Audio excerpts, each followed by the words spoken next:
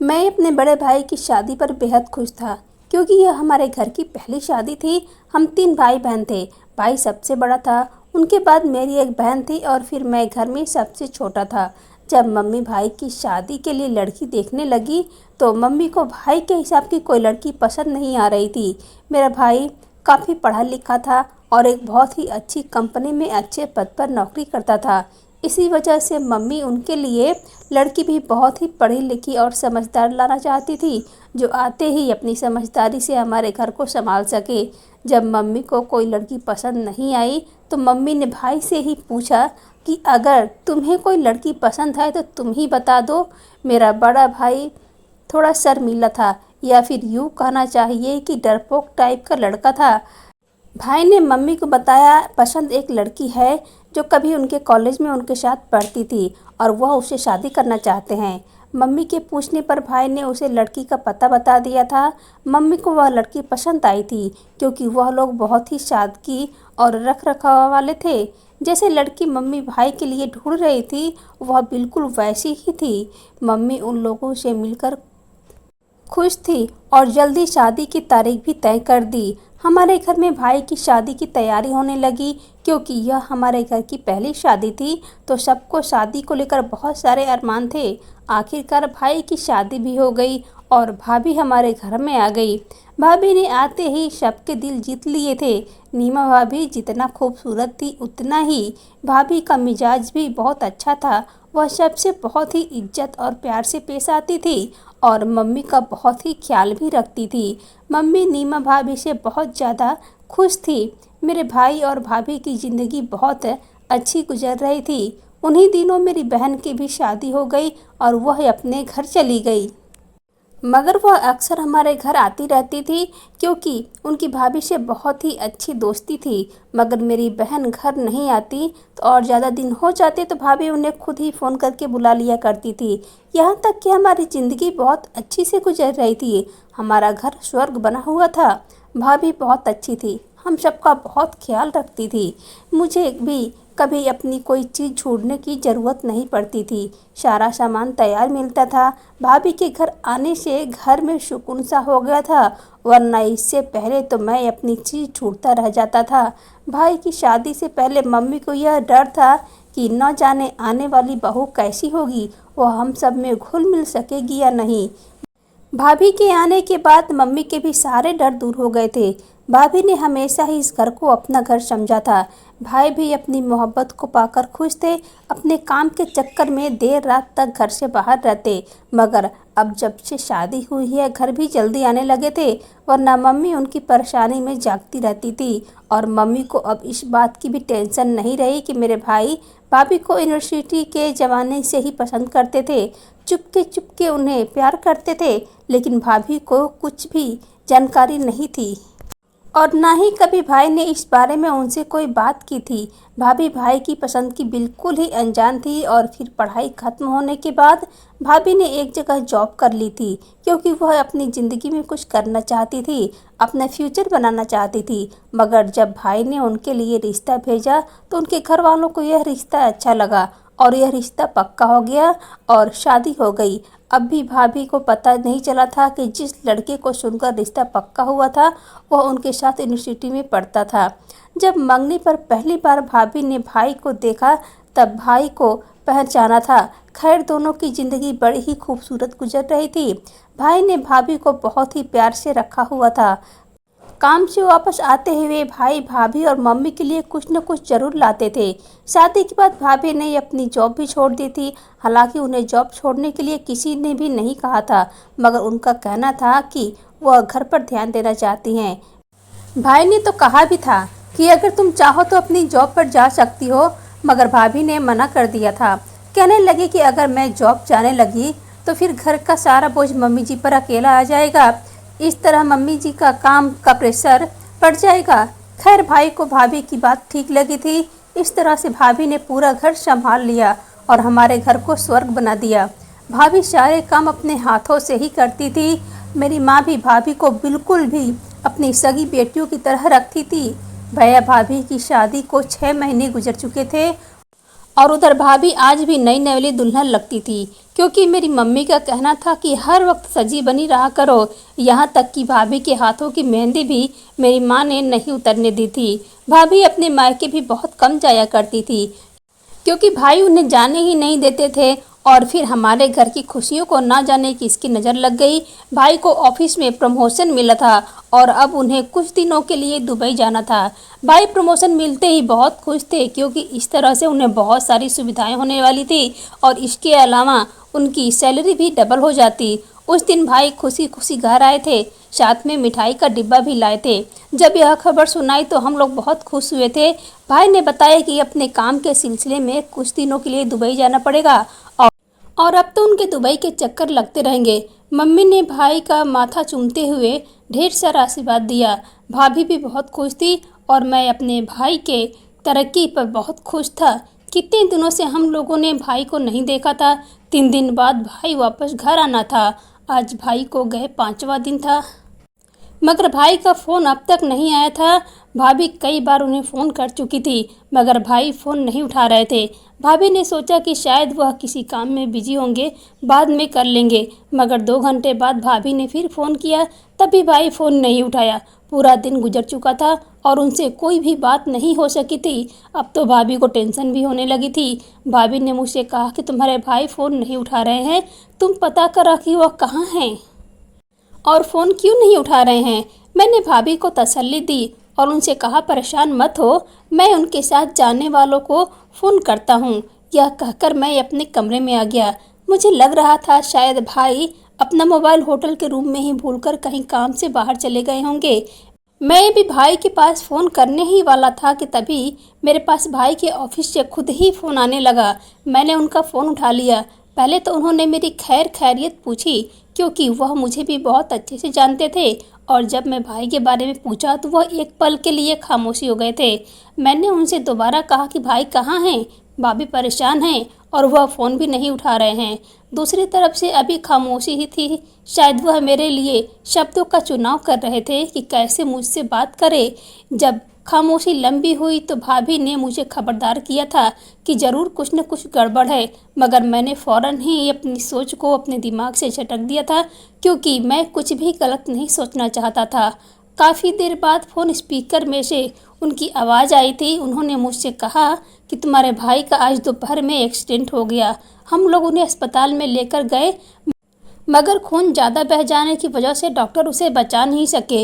यह कहकर वो चुप हो गए थे, मगर मुझे लगा कि जैसे किसी ने मेरे पैरों के तले से ज़मीन खींच लिया हो। मुझे सब कुछ घूमता हुआ महसूस हुआ। पल भर में ही मेरी पूरी छत मेरे सर पर आ गिरी थी। कितने ही पल के लिए कुछ भी कहने की काबिल नहीं रहा था। मोबाइल स्पीकर में से एक बार फिर आवाज़ आई। वह मुझे कह रहे हैं जिस ऑफिस में तुम्हारे भाई काम करते हैं वही लोग तुम्हारे भाई की डेड बॉडी को लेकर हिंदुस्तान आएंगे। अपने भाई के लिए डेड बॉडी का शब्द सुनकर मैं खुद पर कंट्रोल नहीं कर सकता था। मेरी आंखों से आंसू बह रहे थे। उसने तो फ़ोन काट दिया था, मगर मैं वहीं के वहीं खड़ा रह गया था। मुझे तो पूछने की भी कुछ भी हिम्मत ही नहीं हुई थी कि मेरा दिल तो फटा ही जा रहा था। और फिर मैं बच्चों की तरह चिल्ला चिल्ला कर रोने लगा, क्योंकि उनके जाने के बाद मुझे मेरी मम्मी और भाभी का अपनी बहन का सहारा भी बनना था। मुझे कमज़ोर नहीं पड़ना था। काफ़ी देर तक मैं बिना आवाज़ के ही रोता रहा। मेरे बाप के मर जाने के बाद मेरे भाई ने ही मुझे संभाला था। मुझे लगा कि एक बार फिर मैं अनाथ हो गया हूँ। मुझ में हिम्मत ही नहीं थी कि घर वालों को यह खबर सुना सकूँ। कुछ देर बाद भाभी मेरे कमरे में आई और उन्होंने मुझसे पूछा कि तुम्हारी बात अपने भैया से हुई या नहीं। मैं नज़रें चुराते हुए बोला कि हाँ, अभी भाई बिजी हैं, उसके बाद में बात होगी। मेरी बात सुनकर भाभी को सुकून हो गया था। शायद भाभी ने मेरी आंखों की तरफ नहीं देखा था। अगर वह मेरी आंखों को देख लेती तो समझ जाती हम पर कयामत टूट चुकी है।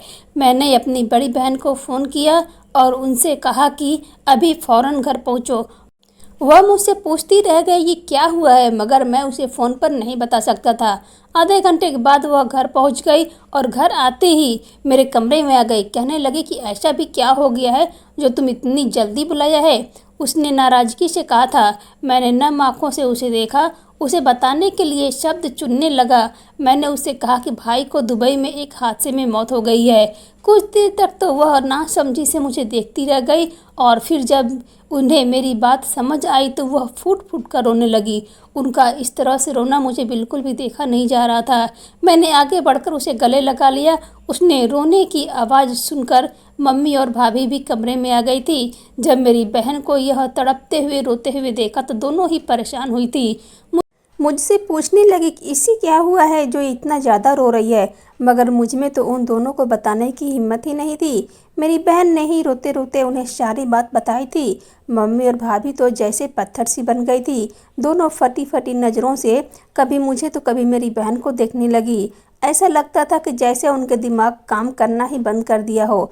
मम्मी तो अपना दिल थाम कर बैठ गई थी और भाभी बस खामोशी से मुझे ही देखती रही थी, तो कभी मेरी बहन को देख रही थी। मेरी बहन पूरी तरह से रो रही थी। इन तीनों के अलग अलग खामोशियों को देखकर मैं बहुत तंग आ गया था।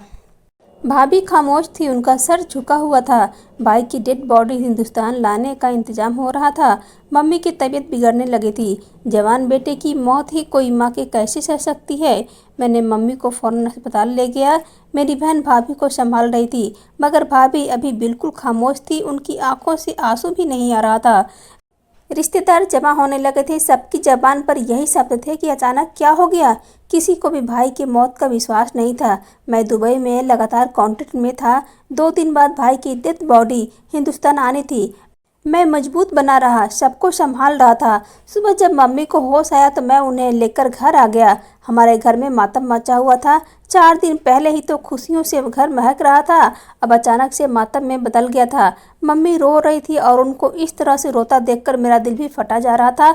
और भाभी, वह तो बिल्कुल भी नहीं रो रही थी, बस खाली खाली नज़रों से बैठी सबको देख रही थी। यह देखना हमारे लिए बर्दाश्त के काबिल नहीं था। आखिरकार वह दिन भी आ पहुंचा था जब भाई की बॉडी को हिंदुस्तान लाया गया था। भाई को यह कफन में लिपटा देखकर मम्मी तड़प तड़प कर रो रही थी और भाई को इस तरह देखकर भाभी का भी सदमा टूटा था। बस ऐसे ही चीखे मार मार कर रोई थी कि आसपास के लोग भी रोने लगे थे। भाभी जो कल तक नई नवेली दुल्हन थी, आज वह सफ़ेद जोड़े में एक विधवा का रूप भर बैठी थी। यह सब देखकर मेरा कलेजा बुरी तरह से फटा था। भाई को जब अंतिम संस्कार के लिए ले जाने लगे तो भाभी भाई के छोड़ने के लिए राजी नहीं थी। वह उनसे लिपट कर रो रही थी। जैसे तैसे भाभी को भाई से छुड़ाया गया था। मेरी आंखें भी आंसू से बह रहे थे। भाई के अंतिम संस्कार किया गया। जब हमारे पापा हमें छोड़कर चले गए थे तो भाई ने मेरा सहारा बने थे। वह मुझे कितनी तसल्लियाँ देते थे कि परेशान मत हो, मैं हूँ ना तुम्हारे साथ, तुम पर कोई भी आँच नहीं आने दूंगा। और आज मेरा भाई मुझे छोड़कर चला गया था। भाभी के घर वाले चाहते थे कि वह अपने साथ ले जाए, मगर मम्मी ने भाभी को उनके साथ नहीं जाने दिया, क्योंकि मम्मी चाहती थी कि भाभी इसी घर में रहे। मम्मी भाभी से बहुत प्यार करती थी और उन्हें खुद से दूर नहीं करना चाहती थी। इसी वजह से उन्होंने भाभी को रोक लिया था। धीरे धीरे करके भाई की मौत को 6 महीने गुजर गए थे और 6 महीने के बाद भाभी घर वाले फिर से भाभी को लेने के लिए आ गए। हालांकि मेरी माँ नहीं चाहती थी कि, लेकिन वह लोग नहीं माने। उनका कहना था कि अब हमारी बेटी का यहाँ पर क्या रखा है, वह जवान है, उसे अपनी ज़िंदगी के बारे में सोचना है। पूरी ज़िंदगी यूँ अकेले तो नहीं काट सकती। भाभी चली गई थी और घर फिर से सुना सुना हो गया था। मम्मी हर वक्त कमरे में पड़ी रहती थी। आज भी जब मैं ऑफिस से घर आया तो पूरा घर सन्नाटे में डूबा हुआ था। मैं मम्मी के कमरे की तरफ अंदर पहुंचा तो मम्मी बेड पर लेटी हुई थी, लेकिन उनकी आंखों में अभी भी आंसू बह रहे थे। भाई के जाने के बाद घर की पूरी जिम्मेदारी मैं संभाल ली थी, पर मम्मी के पास जाकर बैठ गया। मुझे अपने पास महसूस करके मम्मी ने आंखें खोल दी थी और जल्दी से अपनी आंखों में आए आंसू साफ किया था। मम्मी ने मुझसे कहा था कि मैं काफ़ी दिनों से तुमसे कुछ बात करना चाहती हूँ, मगर मौका ही नहीं मिल रहा था तुमसे बात करने का, क्योंकि तुम देर से घर आते थे। मैंने सर उठाकर मम्मी की तरफ देखा। वह कभी भी कोई भी बात करने से पहले इतना सोच विचार नहीं करती थी, मगर आज मम्मी की बात करने से पहले ना जाने किस सोच के गम में थी। कोई बड़ी बात जरूर थी। मैं मम्मी से बोलने का इंतजार करने लगा कि मैंने मम्मी से कहा कि मम्मी आप हुक्म करें। मम्मी ने गहरी नज़रों से मेरी तरफ देखा और फिर मुझसे कहने लगी कि मैं चाहती हूँ कि तुम्हारी शादी नीमा से करवा दूँ। यह कहकर मम्मी गौर से मुझे देखने लगी और मैं उस वक्त सर झुकाकर बैठा था। एकदम से ही चौंक गया था। मुझे अपने कानों पर यकीन नहीं आया था। जो कुछ भी मैंने सुना था वह सब कुछ ठीक है या कुछ गलत सुन रहा हूँ। मम्मी ने ठंडी सांस भरी और फिर मुझे दोबारा बोली कि नीमा से शादी कर लो। मैं अब तक मम्मी का चेहरा देख रहा था। मैंने मम्मी की तरफ देखा, उनसे पूछा कि कौन नीमा। यह पूछते हुए मुझे अपनी आवाज़ किसी खाई से आई महसूस हुई थी। मन ही मन भगवान से प्रार्थना कर रहा था कि मेरा शक सच ही रहे। मगर मम्मी ने कहा कि मैं तुम्हारी विधवा भाभी के बारे में बात कर रही हूँ। मेरे पैरों तले जमीन निकल गई। मैं हैरान नज़रों से मम्मी को देखने लगा। मैंने कहा, आपको पता भी है कि आप क्या कह रही हैं? वह मेरी भाभी है, मैं उससे शादी कैसे कर सकता हूँ? यह कहते हुए मेरे बोलने का अंदाज थोड़ा तेज हुआ था।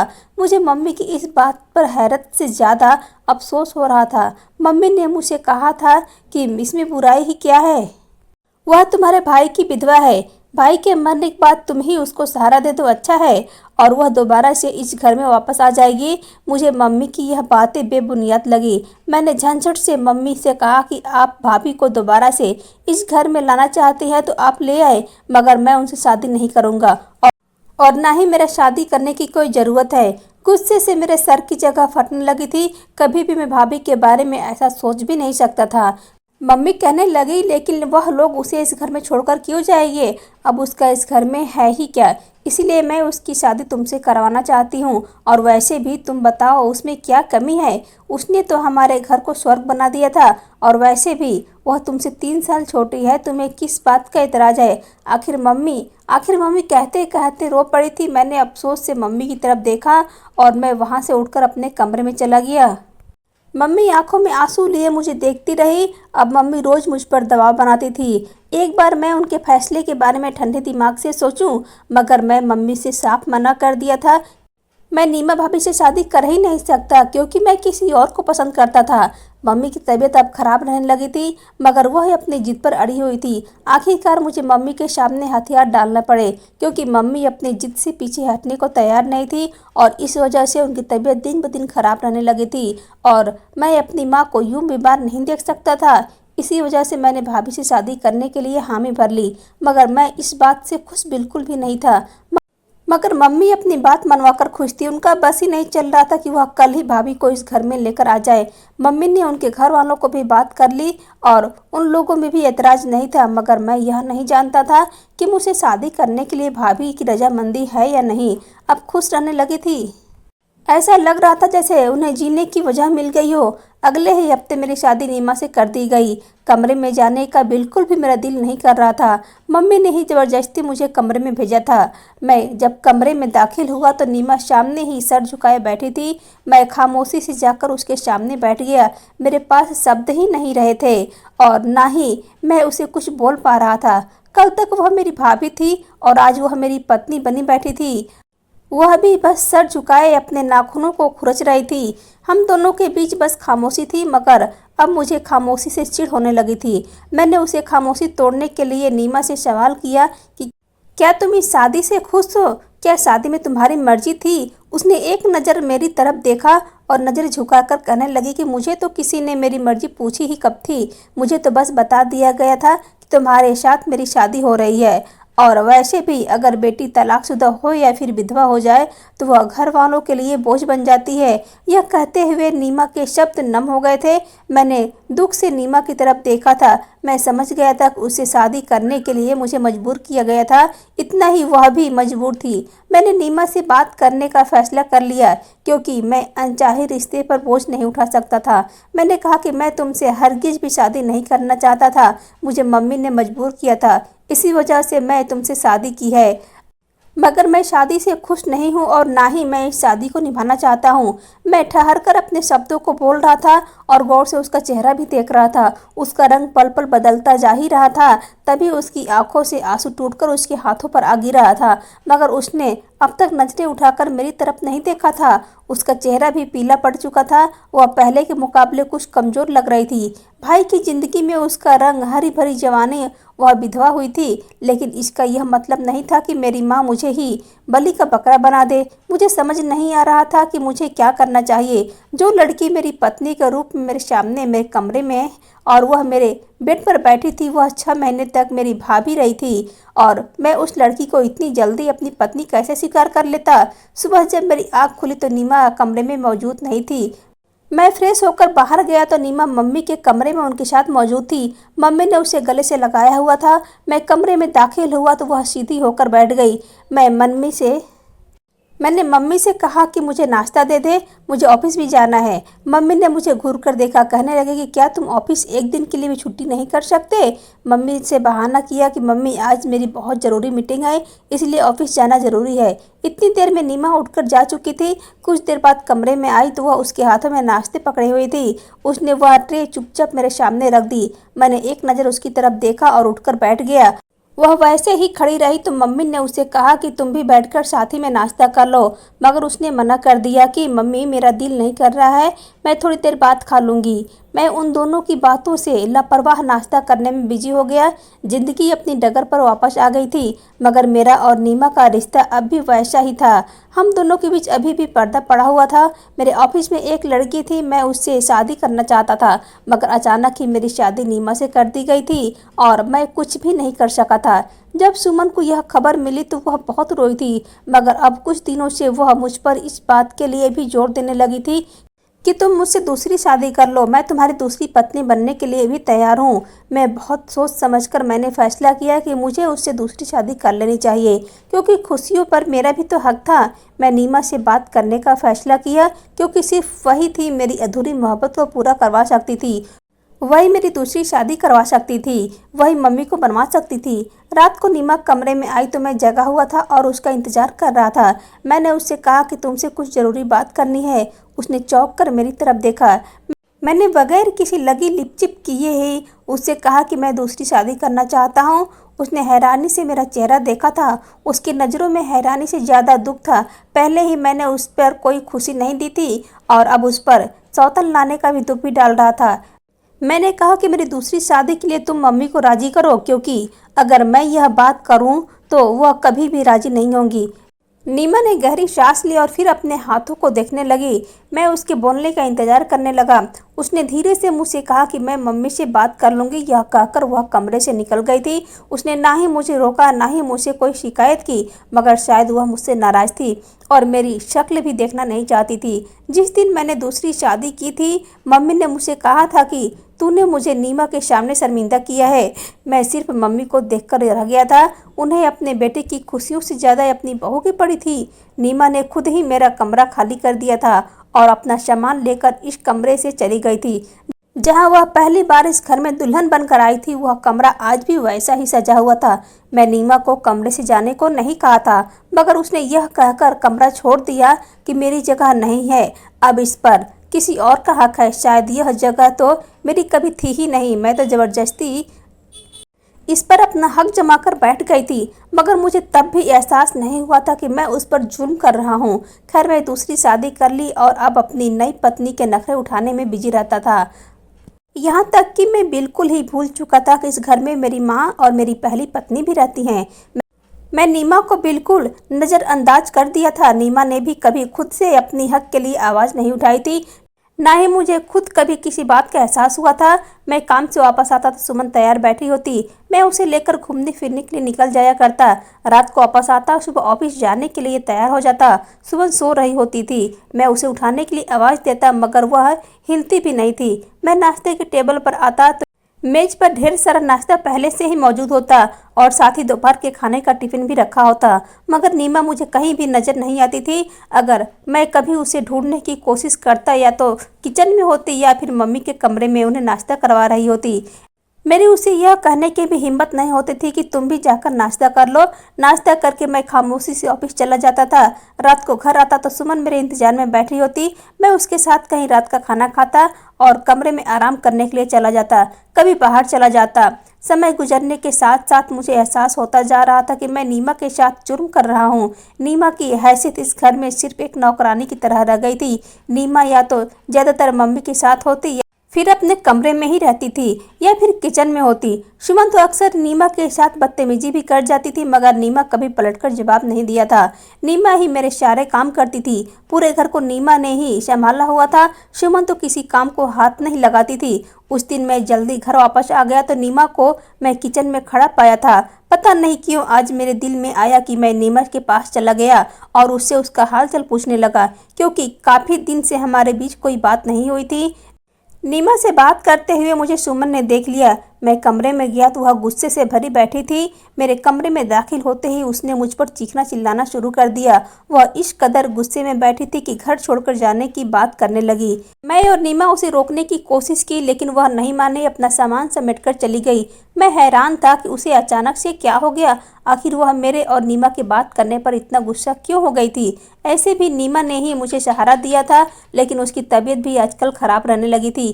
पेट में भी दर्द होता रहता था और उसका पेट भी मुझे कुछ बड़ा बड़ा सा महसूस होता था। मैं नीमा से कहा था कि तैयार हो जाओ, मैं तुम्हें डॉक्टर के पास लेकर जाऊंगा। यह बात सुनकर नीमा घबरा गई थी। कहने लगी कि नहीं, मैं बिल्कुल ठीक हूँ, मैं कहीं पे नहीं जाऊंगी। मगर मैं ज़बरदस्ती उसका चेकअप करवाने के लिए डॉक्टर के पास ले गया।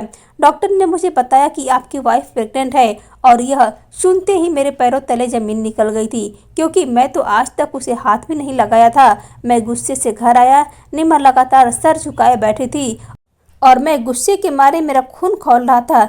मैंने फैसला कर लिया था कि मैं नीमा को तलाक दे दूंगा। उस वक्त मम्मी अपने कमरे में सो रही थी। मैं अपने कमरे में चला गया। नीमा मेरे पीछे आई थी। जैसे ही वह मेरे कमरे में आई, मैंने गुस्से से उसके बाजू दबोच लिया था। वह मुझे देखने लगी। मैंने कहा, तो मेरे घर में नहीं रह सकती हो? बताओ, यह बच्चा किसका है? किसके साथ तुमने मुँह काला किया है? तुमने ना ही मेरे मरे हुए भाई का ख्याल किया और ना ही तुमने मेरी इज्जत का ख्याल किया। मेरी जिंदगी में अब तुम ज़्यादा नहीं रह सकती हो। मैं तुम्हें तलाक दे दूंगा। तलाक का शब्द सुनते ही नीमा फूट फूट कर रोने लगी।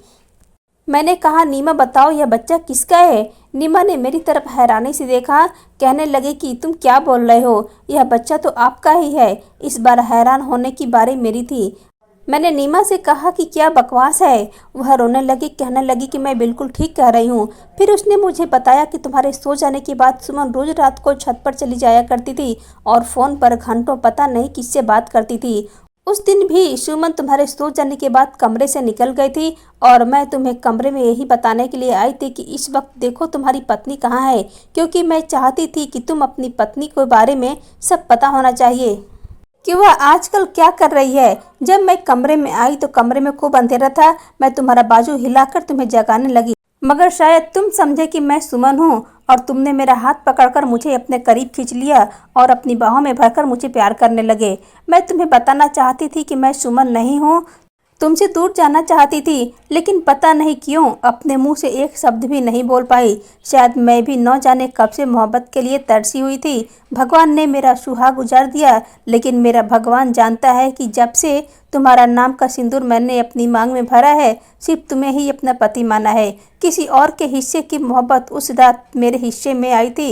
यह कहकर नीमा बुरी तरह से फूट फूट कर रोने लगी, यहाँ तक कि उसकी हिचकियाँ बन चुकी थी। नीमा बोली कि तुम तो सो चुके थे और मैं फिर वहाँ से उठकर अपने कमरे में आ गई थी। उस रात मैं बहुत रोई थी, मगर मेरे आंसू पोंछने वाला कोई नहीं था। मुझे उस वक्त एहसास हुआ कि मैं किस कदर नीमा को तकलीफ में रखा हुआ था।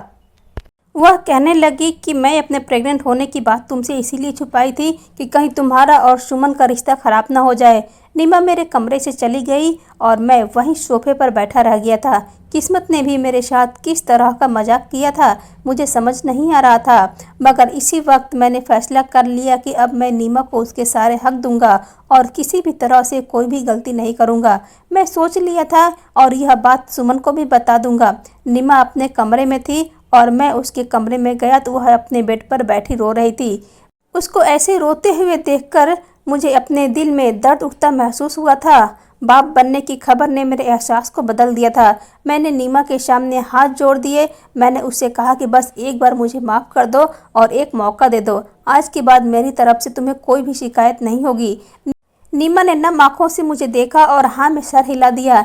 नीमा का इशारा पाकर मैं नीमा को अपनी बाहों में भर लिया था और आज मैं नीमा को उसके हिस्से का उसके हक का प्यार दिया था। मेरा प्यार पाकर नीमा बहुत खुश थी। कहने लगी कि सुमन को ले आओ। मैं इस वक्त सुमन को लेने चला गया। सुमन के घर पहुंचा तो मालूम हुआ कि सुमन घर पर नहीं है। मैं वहीं बैठकर उसका इंतजार करने लगा। तब तक एक गाड़ी उसके घर के बाहर रुकी थी। सुमन किसी लड़के के साथ गाड़ी से बाहर निकली थी। मुझे नीमा की बात सच मालूम होने लगी थी। मैंने सुमन से घर चलने को कहा, मगर सुमन ने कहा कि मैं अब तुम्हारे साथ रहना नहीं चाहती, मुझे तलाक चाहिए। मैं हैरत से उसे देख रहा था। वह कहने लगे कि मेरा तुमसे दिल भर गया है, मैं तुम्हारे साथ रहना नहीं चाहती। मैं समझ चुका था कि सुमन मेरे साथ बेवफाई कर चुकी है। मैं खाली हाथ घर लौट आया। सुमन ने मुझे तलाक का नोटिस भेज दिया था। वह काफ़ी समय से मुझे बेवफाई कर रही थी, मगर मैं उसकी मोहब्बत इस कदर अंधा था कि मुझे खबर ही नहीं हुई। काफ़ी वक्त तक मैं इस बात को दिल से लगाए बैठा रहा। फिर मेरा बच्चा इस दुनिया में आ गया और मैं उसे देखकर सब कुछ भूल चुका था। नीमा ने ही सारे समय में मेरा बहुत साथ दिया था। आज मुझे एहसास होता है कि अगर हम किसी को दुख देते तो कहीं दुख हमें भी मिलेगा। आज मैं नीमा और अपने बच्चे के साथ बहुत खुश हूँ। जब घर आता हूँ और मेरे बच्चे की किलकारियाँ मेरे कानों में पड़ती है तो मैं सब कुछ भूल जाता हूँ और एक बार फिर से जी उठता हूँ। दोस्तों, कहानी अच्छी लगी तो हमारे चैनल को सब्सक्राइब शेयर ज़रूर कीजिए प्लीज़।